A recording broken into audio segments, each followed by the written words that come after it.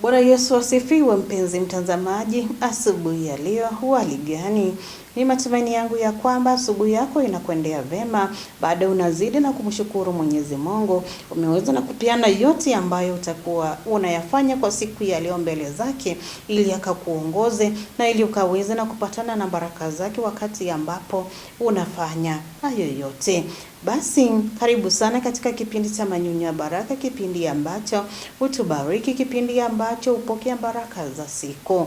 Karibia ili tukaweze na kuzidi na kuogelea ndani ya hayo manyunyu, ili tukaweze na kupokea hizo baraka kwa wingi. Pastor Mary Kamau kutoka kanisa la ABC Kiatineni Pastorate Machakos Sub Quarter yuko hapa tayari kabisa ili akazidi na kutuletea mengi kupitia neno la Mwenyezi Mungu ambalo anatuletea hivi sasa. Karibu. Asante Baba Mwenyezi, kwa maana umetujalia asubuhi hii njema. Naomba kuwasalimu asubuhi ya leo wapendwa wasikizaji na watazamaji. Hamjambo? Nami si jambo. Karibuni katika ibada ya asubuhi ya leo. Na tuombe kwa pamoja. Asante Mwenyezi Mungu, kwa maana umekuwa mlinzi wetu, umetuongoza.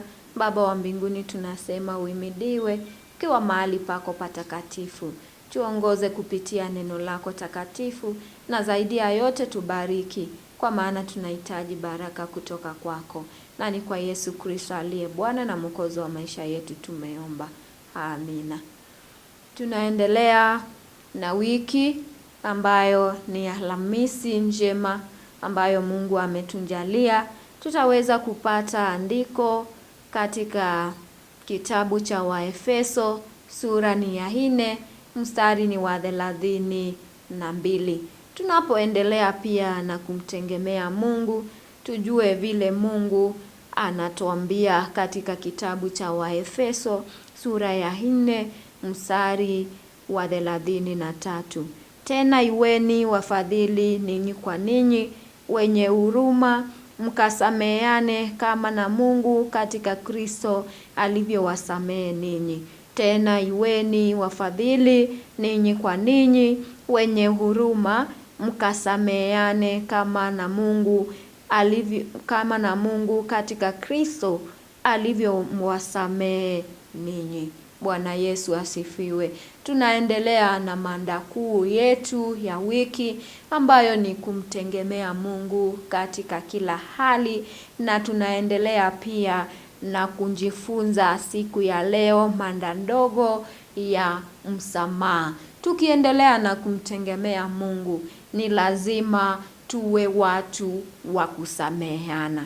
Kama vile Mungu alivyotusamehe kupitia mwanawe Yesu Kristo, ndivyo hata nasi tunaambiwa tusameheane sisi kwa sisi na tuwe watu wa kuhurumiana. Kwa hivyo ni jambo la muhimu sana kwetu kama Wakristo, ili tukazidi kuwa ndani ya Kristo ama tukazidi kuenenda katika imani. Msamaha ni muhimu kwa maisha ya kila Mkristo. Kwa hivyo wapendwa watazamaji, ni jambo la muhimu sana ili tukaweze kujua. Kama vile tumeambiwa katika ombi jinsi tunavyopaswa kuomba. Huwa tunaambiwa tuwasamehe wengine ama Mungu atusamehe kama vile nasi tunavyowasamehe wengine. Kwa hivyo usipowasamehe wengine ama usivyowasamehe wanapokukosea, watu ambao wanakukosea, hauwezi ukasamehewa, kwa maana tunasamehewa kwa maana sisi tunasamehe. Kwa hivyo wapendwa, tujue ya kwamba Mungu anahitaji tuwe watu wa huruma. Anataka tuwe watu wa kusameheana, watu wa kuhurumiana, watu wa kutiana nguvu. Sio watu wa kuvunjana mioyo, lakini ni watu wa kutiana nguvu. Bila msamaha ama bila kusamehe, hatuwezi kupokea amani ya Mungu. Kwa hivyo tunahisi amani ya Mungu ama Mungu anatuletea amani ndani ya mioyo yetu tunapowasamehe tusamehe wengine. Mpendwa mtazamaji, tusamehane sisi kwa sisi ili tukaweze kuhisi nguvu ya Mungu, ili tukaweze kuhisi amani ya Mungu ambayo analeta kwetu kupitia msamaha. Mambo ya kujifunza: kusamehe ni utii kwa Mungu. Kwa hivyo Mungu anatuambia tuwasamehe wengine kama vile yeye alivyotusamehe kupitia mwana wake Yesu Kristo. Kwa hivyo tunaposameheana, tunaendelea na kuwa watiifu kwa Mungu, tunaendelea na kuwa wana wa Mungu, tunaendelea na kufanywa upya na Mungu na kuendelea na mbele. Msamaha pia uondoa mzigo wa moyoni. Msamaha ni mzigo, yani kutosamehe ama dhambi ya kutosamehe ni mzigo ambao huwa unabeba moyoni mwako, na unaposamehe huo mzigo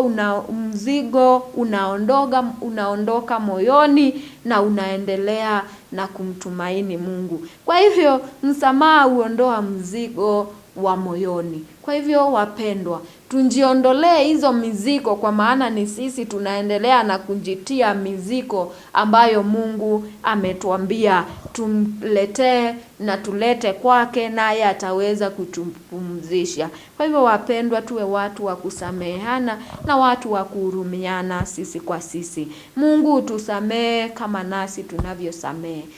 Vile vile maombi yanatuhimiza ya kwamba Mungu tusamehe kama nasi vile tunavyosamehe. Bila kusamehe hakuna msamaha kwa Mungu. Kwa hivyo bila msamaha kwa watu, bila kuwasamehe watu ambao wanakukosea, hakuna msamaha utapata kutoka kwa Mungu. Bila kuwasamehe pia watu ambao wanatukwaza, kwa Mungu pia Mungu anasema kwake hakuna msamaha. Kwa hivyo ni lazima tuwasamehe watu ambao wanatukosea ili nasi tukaweze kusamehewa na Mungu. Tuachilie maumivu yetu kwa Mungu, kwa maana anatuambia anatenda haki. Tuwe mizigo yetu na tumpe yeye, kwa maana anatuambia yeye anatutendea haki kila siku, kila dakika na kila mara, na hata kila muda ambapo tunamhitaji tukiwa katika maumivu. Anatuambia katika maumivu yetu anafanya njia ili akaweze kututendea mema na kutuletea mema. Msamaha haufaidi tu mtu mwingine ama haufaidi mtu mwingine, bali unakuweka wewe huru. Unaposamehe unakuwa huru.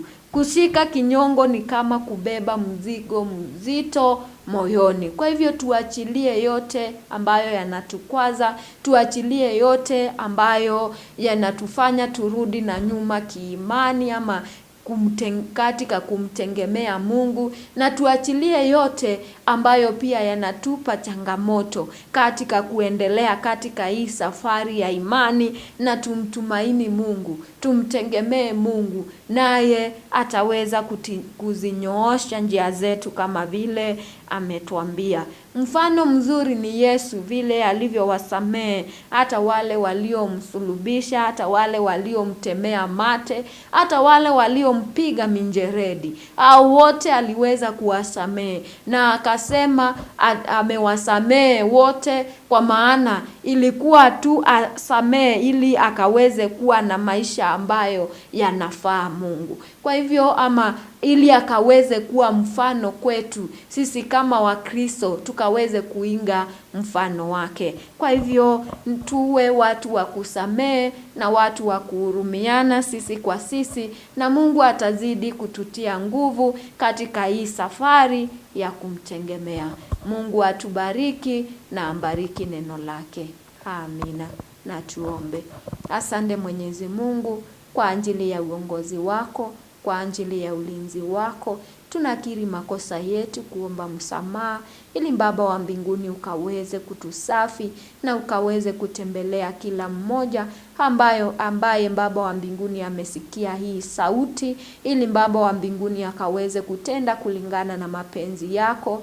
Sifa na utukufu kurejee ukiwa mahali pako patakatifu. Kuwa nasi Baba wa mbinguni na utulinde siku mzima. Na ni kwa Yesu Kristo aliye Bwana na Mwokozi wa maisha yetu tumeomba. Amina. Kuishi kwa amani na wale wengine, kuwa na huruma na wale wengine, na pia kuweza na kusamehana. Hilo ndilo neno ambalo tumeweza na kufundishwa na pia kuhimizwa. Tuishi maisha ya kusamehana kila wakati. Mwenzako kakufanyia hili, kuwa na moyo ama roho ya kumsamehe tu. Pia kuwa na upendo kwake, muhurumie. Anaweza kuwa alikuumiza, lakini wakati ambapo unafika unaona kwamba hata hapa ni wewe unaweza ukamsaidia, usimchukie, msaidie kwa upendo tu, na tuwe na amani. Tafuta amani na yule mwingine. Sio vizuri kuwa ni wewe, yani unakosana tu na kila mtu. Unajipata mahali kwamba yani una imani na wale wengine. Wewe ni mtu tu wa kuumiza wengine. Tafuta amani na kila mtu na utabarikiwa.